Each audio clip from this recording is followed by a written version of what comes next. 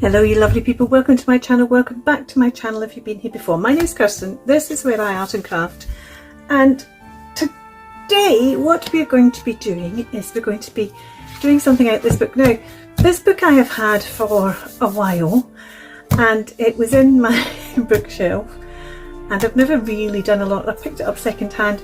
I picked up, there's about 4 of them I think I picked up second hand at the same time from the same woman. And they arrived, it was an eBay buy, they arrived and they went in my bookcase that has all my kind of art and craft books in it, and I've never actually looked at it. Come on, put your hand up, own up if you're the same. Anyway, I was reminded about it because Jodie picked it up relatively recently as well. I can't remember. Did she say it was a... can't remember now if she said it was a free one or whatever. So I thought, right, you really need to have a look at this book then, Kirsten, and do something. It was a reminder of it. I used to try and always at least read, have a total flip through, even if I didn't have a read before it went in my bookcase. I used to try and always use a new supply or a new die or a new stamp before I put it away.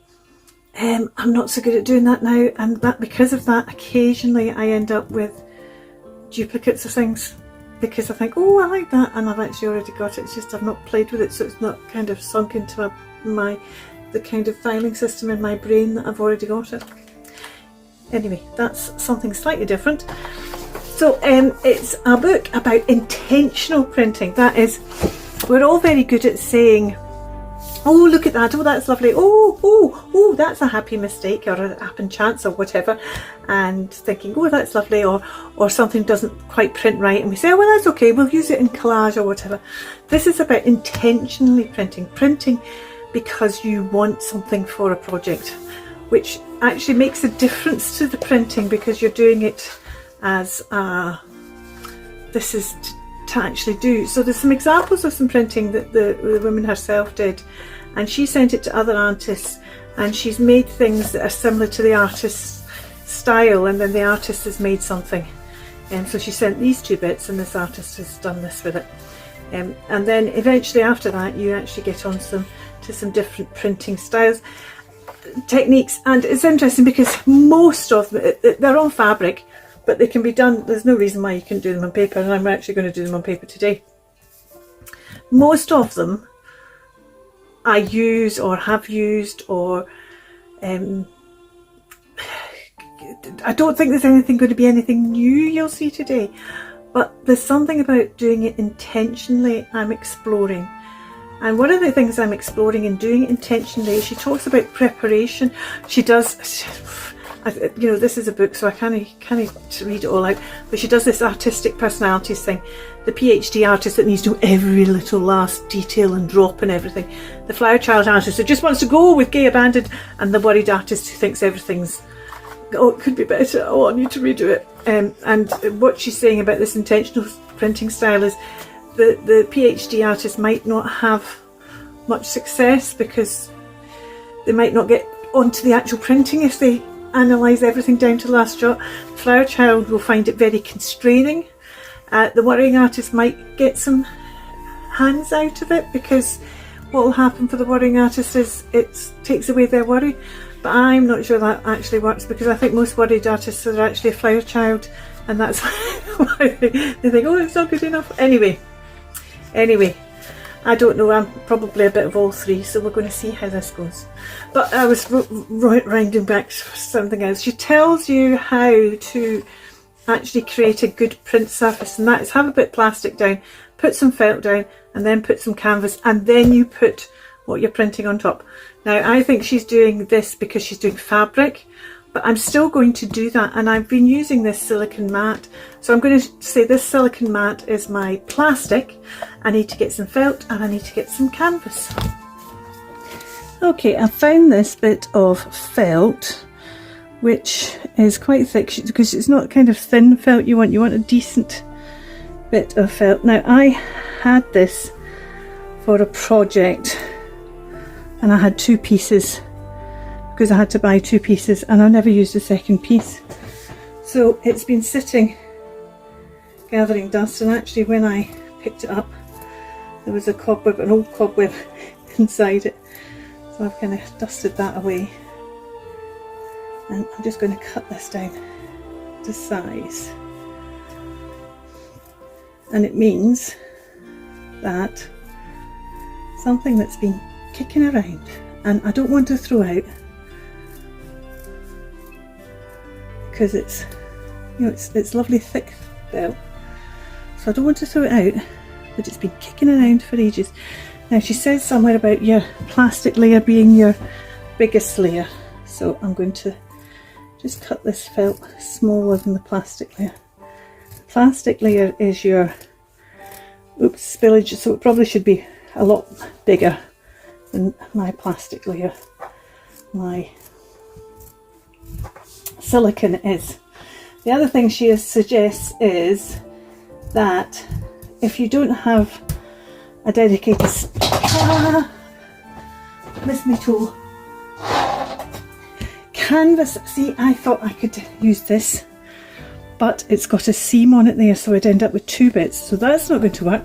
But I think somewhere I have some canvas bags that I used to print on, and I haven't printed it. I've actually got several.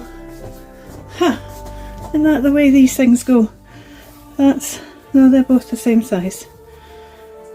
And if I cut the edges off, then I'll be able to get it out to the same kind of size as that. So I'm going to, right, I'm off to iron these. I should have told you a bit more about this book. It's by Lynn Krawczyk. Not quite sure how you pronounce her name.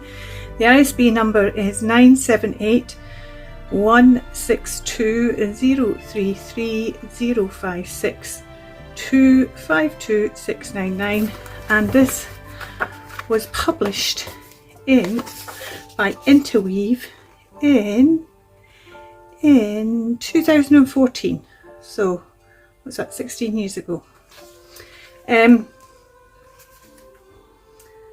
I'm going to do the colour wash, what she's calling colour wash, which is using a brayer roller and rolling it on. I love the way she's doing this with 2, she's using colour fabric sometimes, but actually you could do this even with 2 layers. But it's not about covering the whole thing, it's about layering on paint. So what I'm going to do is, because I'm just going to use, this is cartridge paper I've got here, I'm going to actually cover more underneath, do it more underneath, still not going to totally cover it, let it dry, and then do a second layer on top. And then after that she does this called swipe painting using a foam brush, and for this you need a kind of fluid type paint, and you just mess about. It's fun stuff. It's not thinking, you're being intentional in that you know what the project's for, but you can still have fun in doing it. I hope to demonstrate that. Hope to demonstrate that. I should tell you what I'm doing it for. I'm doing it for my my new summer arty phonology journal. I want some more pages, some more papers that I can use for maybe making tags or making into tucks, or just even covering pages that I want to cover up. So that's why I'm using this cartridge paper rather than something thinner. So I want kind of summary colours. I've got here my, I'm slowly trying to use these all up and not use them again, because other paints are just, well, they're better, and I'm quite happy to use them, because otherwise you end up with too many, well, otherwise I end up with too many paints that I don't use quickly enough. So if I use, and I wouldn't use this for painting if I was painting, as in actually painting a painting. So this isn't the one to keep.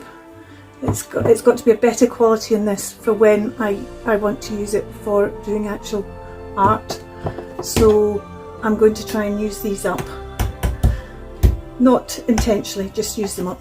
When I want to do something, I'm going to use these first, if these will do the job.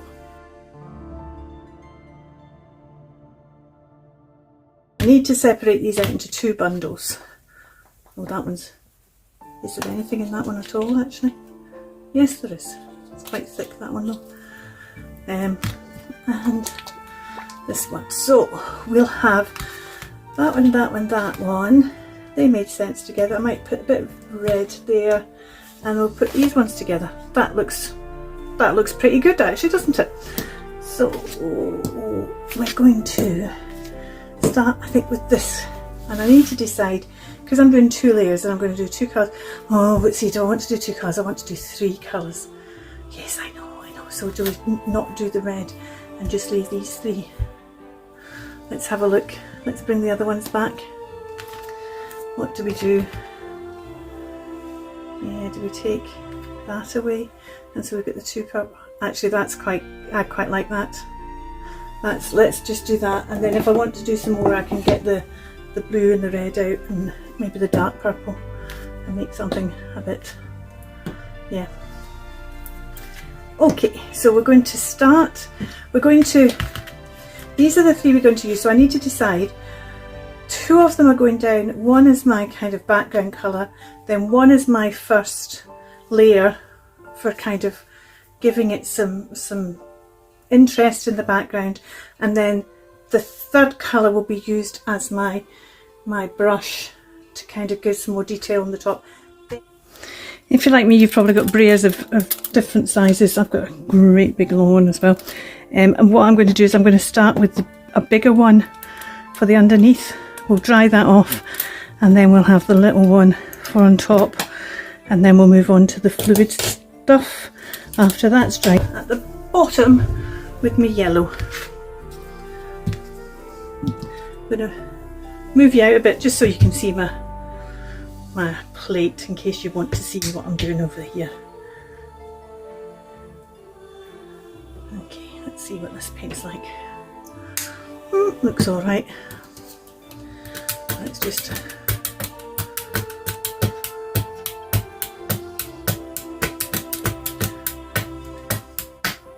trying to get it all evenly over the brayer. It's not sticking to one particular part. Can you see that? There we go. Obviously just wasn't any paint there to stick to it. And then just not any real thought about it other than I'm wanting to use this layer to cover most of the page, and I want to go in different ways, and I'm not looking for it to be a thick, I'm not bothered about going over the edge.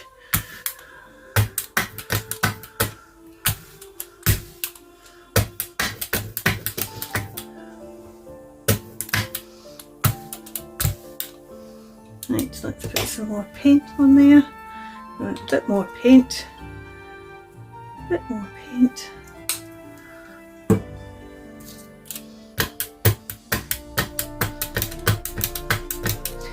I used to do a lot of lino cuts. I've got a hankering to be doing them again as well, so I might start doing them again. Not that I was particularly good at it, but it was something I enjoyed doing. And one of the things I loved is I loved the smell of the printing ink, and I loved getting the printing ink to work. You had to just keep on working it round, and I can't help but do it with paint as well, just because that's what I used to do. I used to like with the printing ink. And you can see how I'm getting quite good coverage on here, but still it's not a blanket coverage. There's white bits, and I'm quite happy with those white bits. I just want it to be, I want a bit more here around these, and actually a bit more in this middle bit as well, just so it doesn't look stark. This is a very happy summery colour, just a little bit more.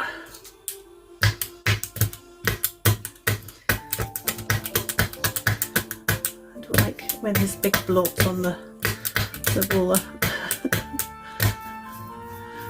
it all to be nice and even on it. I don't know why there's a bit of this roller that doesn't seem to want to pick up the paint very well. Yeah, interesting. Right.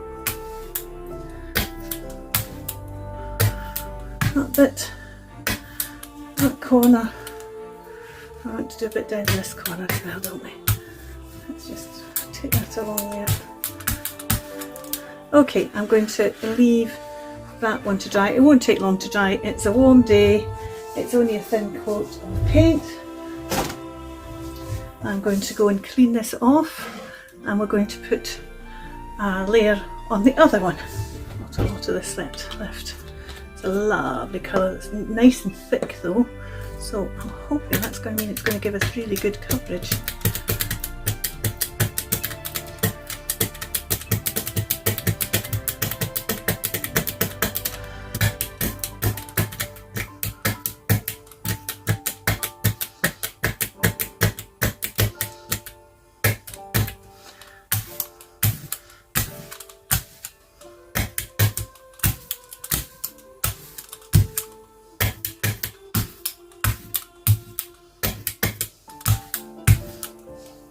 Let's put a bit more down.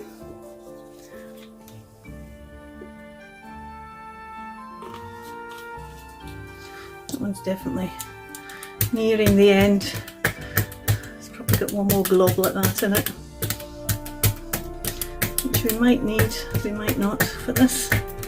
We're certainly getting a different coverage on this one. Yes, it's a bit more. Got some more kind of diagonal ones going on here. This is very thick down here, which wasn't intentional. Doing intentional printing, and that wasn't intentional, Kirsten. Right, that one's absolutely fine like that, I think. Don't think we want anything else on there. I'll put that one down there, and we'll go and clean this off again. So we're going to move back to this one. We're going to move on to the little brayer, and we're going to move on. Let's put the colours away that we've used, because we don't need them again. I might just put all of these upside down actually, because then you can see, because they've not all got a disc on the top, and that just makes it easier to see what they all are. Thought about doing that before. This is a less messy thing than doing jelly printing. That's why I've got it there, because I use this paint for jelly printing, and see, it's on there already. What I should have done is I should have done one of these without all this printing stuff, shouldn't I, just to see the difference it made, but never mind. Am I going to do the green or the yellow orange next? Am I going to put the orange on top, or am I going to put the green on top? Avocado, or what colour is this? I haven't told you what any of the colours are, have I? I don't think it really matters an awful lot, to tell you the truth. This is apricot. I'm going to have I think we're going to have apricot with the green on top.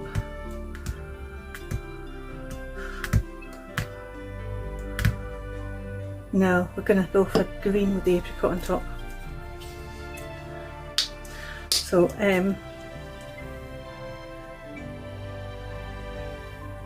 this time there's going to be less. It's a smaller brayer and there's going to be less of it, but I still want it to be over, and I'm going to be more intentional about where I place. It's not how it looks. I'm leaving that to chance. I love actually the way that was, because I hadn't rolled it on properly and you've got this bit there, but I'm going to be more intentional about actually making sure that they go a variety of ways, that some of them overlap others and some of them don't, that there is space in between. This is not what she said, this is what my intention is. She didn't sort of lay down what your intention is. It's just about being intentional, thinking of the end project, what you're wanting at the end. And I want this to be a bit I want it to have these bold stripes of colour coming from all kinds of directions and a few crossing each other like that, because that's what it's a bit like in nature in the garden. So a bit more, because I want a bit down here and I want a bit up there. So what, I think I want this one going like that. I want one going from here over to that one. I want a bit up in this corner, kind of just taking that out of there. I want a bit taking that. Oh, now I'm going to need another wee bit more. This is the intentional layer that she did, and I was thinking it would be less than what she did, but of course it's going to be the amount she did, because this is my intentional layer. It is interesting with the I want to do a little bit there, a little bit there. I think that's enough. I think that's fine. I was saying something then about the whole thing about it being intentional. It doesn't stop the random nature of how the paint goes down.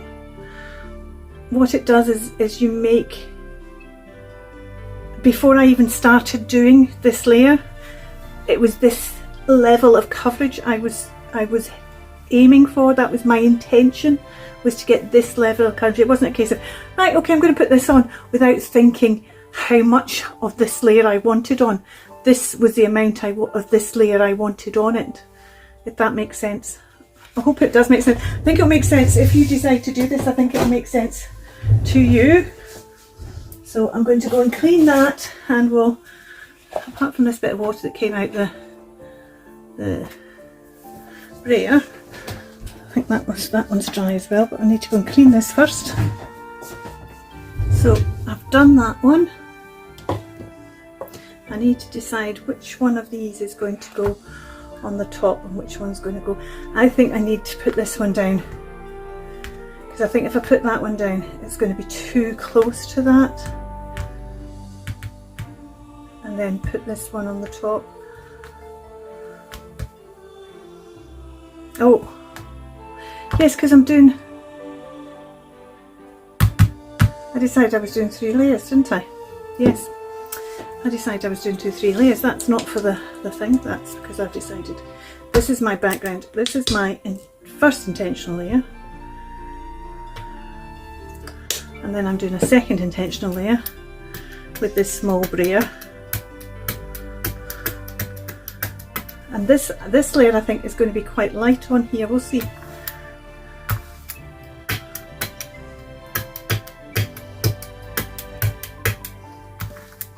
Quite oh, I like that. I'm glad I did it that way around. Let's just kind of doing it as a kind of this way then that way, this way then that way, this way then that way, this way then that way, and we just need another bit over here. Oh, come on. Paint's drying so quickly. I want another bit. Where was the other bit? I'm trying to see. No, that's all you want, Kirsten. Stop. If you don't know where the next, if I don't know where I'm putting the brayer down, then it's not intentional, is it? So that'll do for that one. Remembering all the time, it's not the finished. These layers are not the finished article, so there's no point in judging them and thinking, oh, don't like the look of that or whatever, because you're going to be building on top. Of course, it's been so long since I've done anything like this that I totally forgot I can make my own fluid paint using screen printing fluid. So I'm just going to put a wee bit of screen printing fluid in this dish. What I've also discovered is I don't have any foam brushes. I thought I did have, but I don't have. So I'm just going to use my silicone brush. Now what fluid medium does is it, use the green, it loosens the paint without loosening. If you add water, you end up with a liquid. If the whole pigment and everything is a different shade, and when it dries, you've still got the paint. It just takes longer to dry, and you've still got the paint. When you use a medium like this, you keep the value of your colour, but it's more fluid, so it acts in a slightly different manner. You can only really do it with highly pigmented paints. If you use something that's poorly pigmented, you will lose some of your colour. But can you see how that still looks like paint, whereas if I'd added water to it, it'd have looked like watered down paint. So that's the difference. I could have used my fluid acrylics. I could have used them, for example, my acrylic inks. I could have used, I've got some fluid paints, I could have used them by Golden, but actually I'd already picked out these colours, which is why I suddenly thought, well, why don't you just use your binder? Okay. And this time it's just a case of getting some on and just doing smaller, and it's because it's, oh, see, I just love the, and you can still see the colour, other colours through it. Just putting some brush marks on here. It's a wee bit, I don't think I quite like the fact it's got so much. I'm just gonna, in fact we can make them, turn them all into crosses, couldn't we? Like that. That's me changing the intention. And what's cross got to do with the fact I'm looking for a summary? But I've started now, so I'm going to make them all crosses now. It's because they were, and that's because of this silicone brush actually, isn't it? Let's take something off the edge here.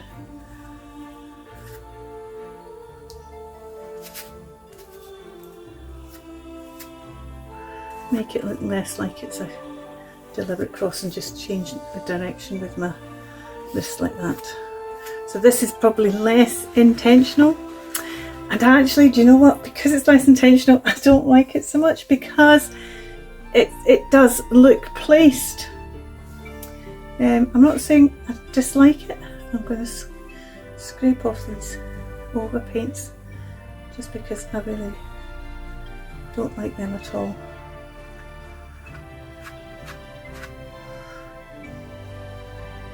So that's interesting, because I then changed the original intention to make these crosses. I'm not liking it as much. It's also ended up going on thicker in places because of that. So I've got far too much paint, which is part of the problem as well. But I hope you can see that actually using the fluid medium, what happens is you do end up with the same colour. It's just a different opacity. It's not screen printing fluid is what I'm using. There's other things you can use. Yeah, I don't hate it, but I now don't love it. But it's a learning curve. This is the first time I've done this, so it's a learning curve. And what I've learned from this particular pass is, don't change what you're doing. Fix the problem. See, if I'd just done what I did there and scraped it off, rather than saying, oh, I'll do it the other way and start. Yeah. So what's happened here is this bit, this is more what the intention was, these very light strokes. This has become quite dark over here. But it is what it is. And we'll just move on. And yes, you've guessed it, I'm off to wash. Oh, we've got this one to do now. And let's put less. Let's get a new stick. Ah, I think that stick just fell on the floor. No, it didn't. It did actually go in the bin. Oh, that was I shouldn't have thrown it, but it was because I was on with you that I just thought, oh, I'll just throw it. Right, we don't need as much. When I stopped last time at that, I should have stopped last time at that. Right, this is System 3 screen printed textile printing medium. So it's for fabrics, but it doesn't matter. let's just put a little bit in here.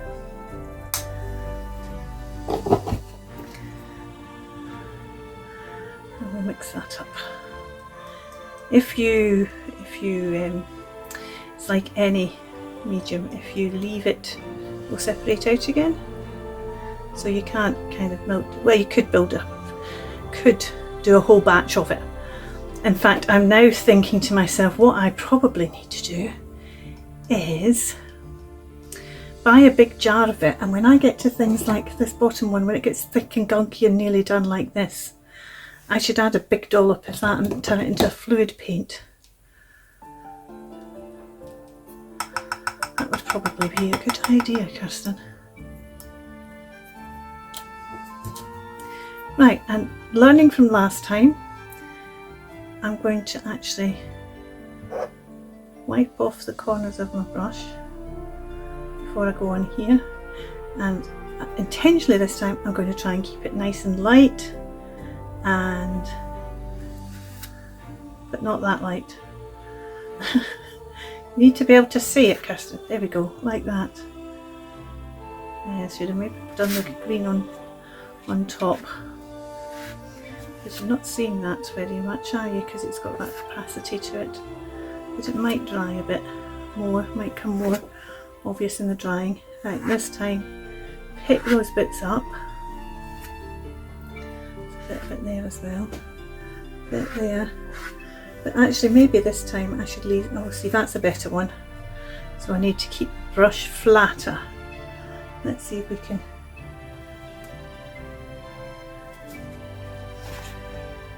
I brought that one this way, there we go. So let's keep the brush flatter. There, that's better, isn't it? I'm just going over the ones I've already done. They're so peely-wally I can't even see them. That's more what I was looking for. Let's do one there. Do one here. Oh. One here. Got a bit of a ridge again there, let's just remove that. And here. And then this colour, it is different, and it's different enough. I'm wondering that I would have maybe been better doing the green on the top, although I do like the fact that the green's underneath. Yeah, see, just scraping those off and relaying it flatter is a much better way of doing it, isn't it? These are the things you learn by play and practice. And that's a good one. And let's do one here, and then one. There was somewhere which I thought it needed one. Where was it? Oh, up here. Up here needs one. There we go.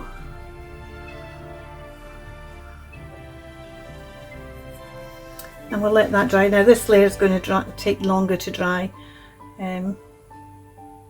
So while this layer is dry, I'm going to tidy this up, tidy this up, tidy this up, and I'm going to come back and show you. And I've got to pick what I'm going to use, because I've got the felt out. I'm going to use some of my wood blocks. I wasn't expecting to do a wee thing on wood block printing, but I will, because I'm going to be using them. Now, when you're doing wood block printing, you need a bit of foam like this. This is cut off an old yoga mat. That's all I've got at the moment, so I'm going to have to move that round as I print. So I'll have to start in the middle and move out, start in the middle, move out. I'll probably start in the top middle, move out, because I've only got this bit. These are the ones I've picked to use. I'm thinking that I'll use that one, and that one on one of the sheets, and that one, and this one on the other sheet. If you're wondering why they've got some of them have got the white on and some of them haven't, you've got to clean them relatively quickly. I think this is probably why I clean my stamps quickly, because of the wood block. You've got to clean them quite quickly. They come with this kind of coating on. Some people clean that off. I don't. I leave it on. Mainly because when I'm first using the stamp, I just want to see if it's all printing well, and also occasionally wee bits will come off and I'm not bothered about that. And then if I was doing something that I was bothered about it, then I would clean it off. But you can see sometimes it just doesn't clean off at all. This is a well-used one, and the white sometimes just doesn't come off it. And you can see down here actually it's still bits of the white on this one. These ones are well used. That one hasn't been used at all. That one hasn't been used at all. That one has been used, but looks like I've just used a light grey on that one. I used to get these in, I used to be in a club and I would get sets of them, and that's why I've got some that I've not used, because what would happen is they'd send you stuff every month and I wouldn't necessarily want to do the project that they were meant with, so I never used the stamps at the time. But I love the effect of wood block printing. I have got, there's different ways of, people will tell you different ways of doing it. I will show you the way I do it. I've also got these circles, which I was thinking about maybe putting the circles on first and then putting the flowers, but I think that's going to be too much. So we're just going to stick with putting the flowers on. Now, because we're doing intentional printing, which means we're thinking what we're doing and just doing what we're doing, this is actually going to help, I think, with the whole planning, because I'm only going to be doing that block at a time. You know, is it going to be able to have any crossover, or is it going to all be, there's going to be a tiny bit of crossover, I think, but I'll only be doing a block at a time, so that will help with the intentionality, I think. Shall we get on? I need to decide what colour I'm going to use. I've put my paints away. Shall I get them back out again? That would be a good idea, wouldn't it? Now for this wood block printing, I tend to use a sponge to put the paint on my blocks. I need to decide which blocks are going on which colour. I don't think I can decide that until I get the first one up. We'll decide the first one. What did I say? That, and one missing. There it's there. That. I'm thinking of this already, you see, as this will be, that'll make a cracking pocket with that along the bottom of it. Or, you know, maybe a journaling card with it along the side, but it doesn't matter if I plant it that way, I can always end up using it sideways on. But that's the kind of thing, instead of just going boom, boom, boom, boom, you know, like we normally do when we're making a masterboard, it's me now thinking, this is less a masterboard and more, this is a piece for a particular thing. And so I want these printed parallel to the edges. That's probably the same with these as well, and these I probably want only going up the way, although they could go across the top, they could come down. I could do a going, no, because it's going the wrong way if I did that, isn't it? They are just a case of blocking them. Actually that one might be quite nice in conjunction, I don't know. Yeah, see, maybe I'd be better with that one with these, and this one with the, no, I do like, and then that's actually, I think I've actually used that on the inside of my, I have used it on the inside of my journal, so I'm not going to use that one. I'll get another one out instead.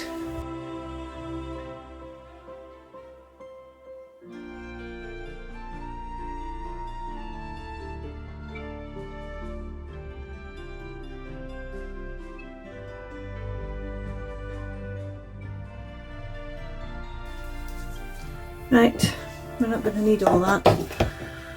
So this one, so we really do want to just dab it all off. I must get some more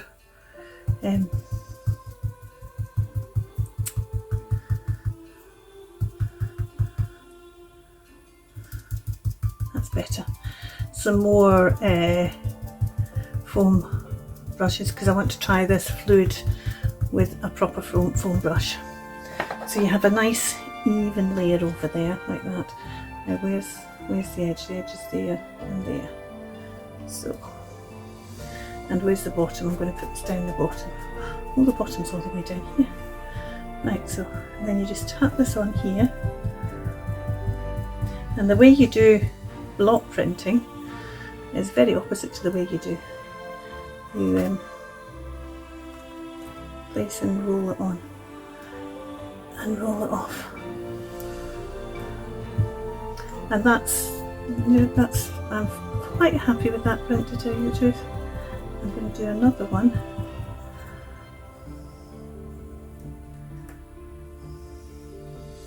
Can I do another one beside it?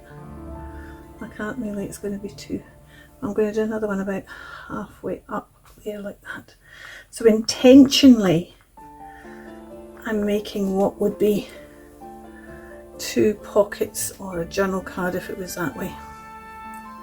Right, so that bit's done. Let's move that.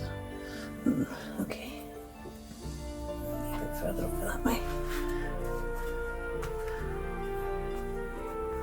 Okay, let's put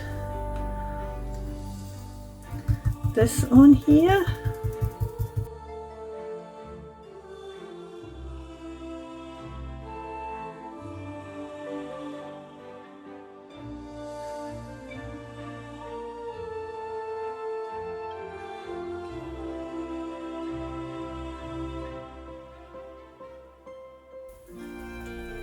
Actually, I've changed my mind. I've changed my mind. Intentionally, I've changed my mind. I'm going to actually just put along. I'm not going to use these two at all. I'm just going to put a whole row of these along here because I think that will make great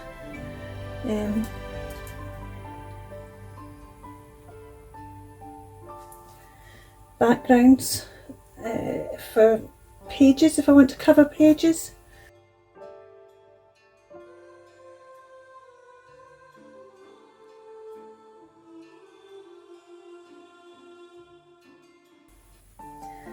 Oh, I do like that a lot. I do like that a lot. Right, so am I going to just do another row? See, it wouldn't be, but I could kind of do a bit, one in there. No, I think I'm going to leave it. I might regret leaving it like that because I might then suddenly, no, it's not, it's only going to be for the summer journal, so I'm not even going to use it all in the summer journal. But I have decided, because I love this bird, this, I can't remember if they call it hummingbird or not, but I think it's a hummingbird. Because I love this so much, I am going to do one of these.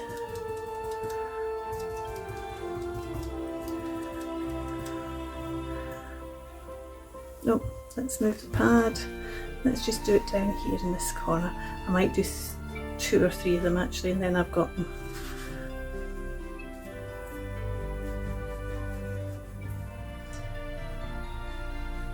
Look at that. Isn't that so lovely? Well, I think so.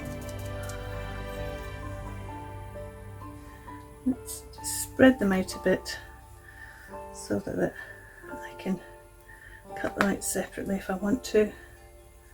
Put that other third one up there.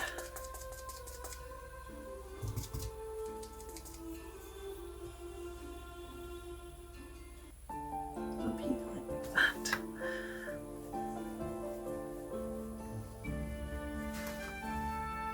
Okay, I'm going to go and clean up, and then we will have a look, see what we've got. Okay, so to wind up, I love this whole idea of intentional printing. I love the backgrounds of these pieces. I really like this. I like these, not that I don't like these other bits, but I think what I've learnt several things. Firstly, I've learnt that if you're doing intentional printing, don't do the final stamp on. Do the stamp on when you're actually putting it in the journal. This is no longer, this was the intentional bit in the book. Oops, just threw my pad in the bin there by mistake. In the book, she makes the intentional pieces and sends them to somebody who then titivates them. And what I should have done is, even though I'm the one that's going to titivate, I should have titivated separately to this. That's the first lesson I've learned. The second lesson is that oh, I do love wood blocks and I need to use them more often. They don't necessarily work with journals. It's about doing them on pieces before they go in the journal, and you have to get all the stuff out and things. And I do a lot of my actual journaling downstairs after I've assembled it up here. So there is I'm going to have to work. But I also want to get my fabrics out and do some Indian block printing on fabric. But I really wanted to do some Indian block printing today, just because it's been so long, and it was something that suddenly I was reminded myself about. So there will be at some point an Indian block printing video when I'm actually not doing intentional printing, which is, I will be intentionally Indian block printing, not this wasn't. Anyway, there was 3 things. What was the third thing? The third thing was read your books, Kirsten, because I would have probably never. I need to thank Jodie. I need to thank Jodie twice. Firstly, she did a replay last week. Was it last week? I think it was now, or was it the beginning of this week? Maybe it's the beginning of this week. She did a play, and that just made me want to play because it's a long time since I'd played as well. And secondly, because she picked up this book, it reminded me I had it, and so I went to get it and read it. Well, I haven't read the whole thing, but I did start reading it, and it just made me go, oh, I want to do that. And she doesn't do Indian block printing, but it was this one here, that although it's not Indian block printing at all, this one reminded me of Indian block printing, and that was what made me. That's drawing on it. She does a drawing on it with a thin nozzle. Anyway, thank you so much for watching. Which one do you prefer? Do you prefer it before I did the printing on it? Or do you prefer it? Would you prefer it using that and then making a masterboard out of this? I think there is something about doing that as well. Intentionally making the background to then say I'm going to, because I've intentionally used these colours for this particular project, and then I'm going to make a masterboard. So that might be a way of, but it's really got my brain thinking about printing as opposed to, I mean, this was play, but sometimes the play is very much a case of, all right, let's just, but this you can still do that, but already have an idea of what you're using it for at the end, the colours you want to use, how you want to layer the colours, how transparent or not you want the colours to be. So all that kind of thing puts more intent in it. And I'm just thinking out, I wonder if that just means we end up with less muddy bits if we've already made those decisions. And where this has ended up being muddy is where I've ended up doing the printing. When I think with intentional printing, what I would do is then I'd say, right, I want this bit and cut out this bit, right, I'm going to then print this block on it. I think that's the way intention in printing works when I'm doing these backgrounds. But I will be making more of these backgrounds in this method. I'm going to keep this separate so I can just go and get it and put it down. There's more ideas in this book that I will be playing with, and I also might get my fabrics out. In fact, I almost certainly will get my fabrics out and do some intentional printing on fabrics. I've just popped back on just to show you the chopped up pieces, because I think that's maybe a better way of seeing them now that they've dried. This, I really like this bit, and I can see this working even as a journal, actual journal page. Unfortunately, I've already sewn in all my signatures, but I might end up cutting it off and sticking it on as an actual journal page. So I think this works well. This is the top bit that I've not cut off because I don't quite know how I'm going to cut around this bit, how tall, so I thought I'd wait until I decided what I was doing with these. I was that busy making sure I could cut as big a bit as possible that way on my, that I didn't notice I taken off them. But actually that's still usable because it could be it's flying off the edge. I'm thinking that I might try and make them into leaf shapes. We'll see. But these are, that will end up being, once I've decided how high I want this birdie and what it's doing. And that's where the mistake is, because now I'm having to decide what to place these. That's why I should have only just done the background. I should have ended up with a sheet that was just all like that. See, now I can say, oh, I want a hummingbird, and cut out a bit like that and then decide where I'm going to place the hummingbird within that. I want this side card with a hummingbird in it. So I cut out that size card, I get the hummingbird, and I decide, do I want it on that side, do I want it in the middle, do I want it down, and stamp it. That's where I stopped being intent with this, and I was trying, you heard me talking myself into the fact that this was intentional and it wasn't.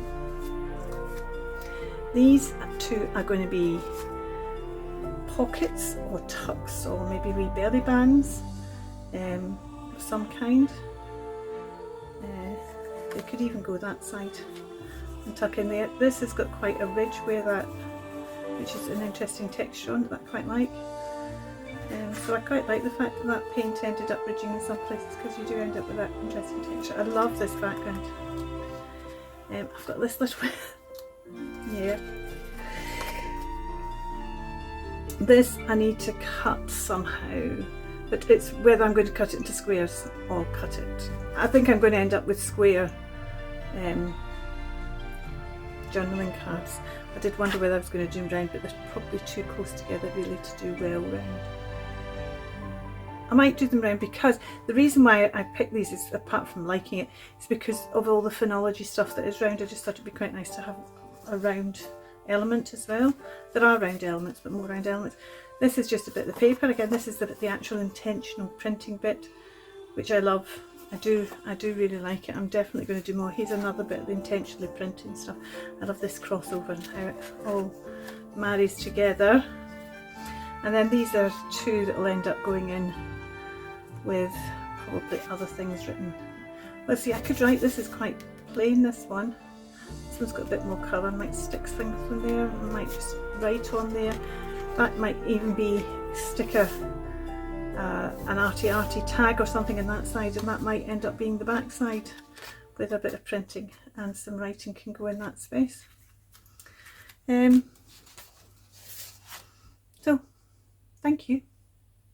Bye for now. Keep crafting.